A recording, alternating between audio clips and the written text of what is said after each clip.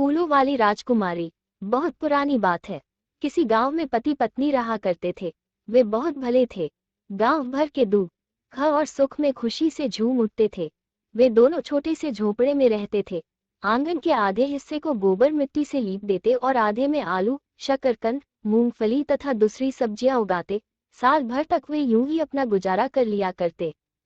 एक दिन की बात है। बहुत सवेरे तारों की छांव में पत्नी झोपड़ी से बाहर निकली। उसने देखा कि एक सफेद खूबसूरत बिल्ली कचनार के पेड़ तले दुबकी बैठी है। वृद्धा ने उसे पुचकारा तो वह उसके पांवों से लिपट गई। पौ फटने पर वृद्धा पड़ोसी झोपड़े से दूध चावल ले आई। वृद्ध दंपति ने कभी किसी के सामने हाथ नहीं पसारा था, पर सुंदर बिल्ली के लिए वे किसी न किसी तरह दूध का जुगाड़ करने लगे। इसी तरह समय गुजरता गया।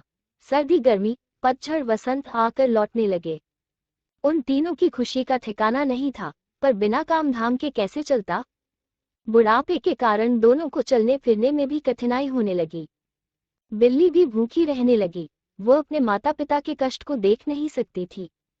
मैं भी जरा घर से बाहर खुली हवा में हो आऊं, बिल्ली ने सोचा। गली के कुत्तों और दूसरे जानवरों से बचती बचाती वो घने जंगल में जा पहुंची। उसने झरने का ताजा जल पिया और देखते ही देखते सुंदर कन्या में बदल गई।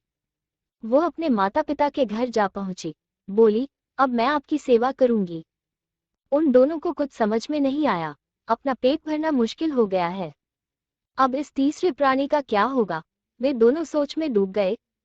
बिल्ली के एकाएक गायब हो जाने से भी वे परेशान थे। वो कन्या जहां जहां जाती, आंगन में फूल झड़ने लगते। फूलों की डलिया लिए वो बाजार जाती। फूल बेचकर पैसों से खाने पीने का सामान खरीदती और शाम को घर लौट आती। इस तरह तीन प्राणियों के परिवार की दशा धीरे धीरे सुधरने लगी। इसमें सुंदर फूल गांव भर में कहीं नहीं थे। मजे की बात यह कि बिना बीज खाद पानी के फूलों की खेती हुआ करती थी। बेटी, तू कौन है, कहाँ से आई है? वृद्ध पति पत्नी पूछते।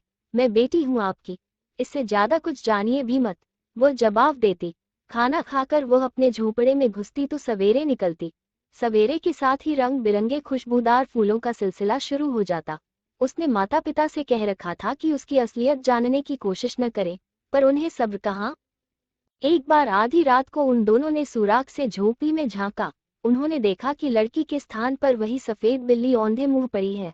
उनके देखने की देर थी कि बिल्ली एक सुंदर राजकुमारी बन गई। आपने मेरा असली रूप देख लिया है, इसलिए अब मैं अपने फूलों के देश जाऊंगी। मैं आपकी सहायता करने चुपके चुपके यहाँ आई थी। उसके जाने की बात सुनकर माता पिता फूट फूट कर रोने लगे, पर अब क्या हो सकता था। चिंता न करें, आपके आंगन में हमेशा रंग बिरंगे फूल खिलते रहेंगे। आपकी सेवा का बदला नहीं चुका पाऊंगी मैं। इतना कहते ही वह राजकुमारी तेज हवा के झोंके पर सवार होकर अपने देश चली गई। वह गांव फूलों वाला गांव के नाम से जाना जाने लगा।